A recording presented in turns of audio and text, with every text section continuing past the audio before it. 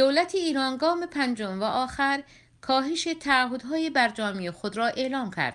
بر این اساس دولت ایران دیگر با هیچ محدودیتی در حوزه عملیاتی که شامل ظرفیت غنیسازی، درصد غنیسازی، میزان مواد غنی شده و تحقیق و توسعه مواجه نیست و محدودیت در تعداد سانتریفیوژها را کنار می‌گذارد.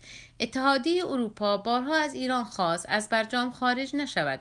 ایران در چند مرحله برخی تعهدهای برجامی خود را کنار گذاشت و بعضی فعالیت‌های هسته‌ای‌اش را از سر گرفت. غنیسازی در تأسیسات اتمی زیرزمینی فردو دوباره شروع شد و با استفاده از سانتریفیوژهای پیشرفته که برجام ممنوع کرده بود، سرعت غنیسازی را بیشتر کرد. مقامات ایران گفته بودند 6 ژانویه 16 دی گامی دیگر در کنار گذاشتن تعهدهای برجامی خود خواهند برداشت. در آن زمان برخی تحلیلگران این را هشدار ایران دانسته بودند در قبال تلاش برای اعمال تحریم در سازمان ملل.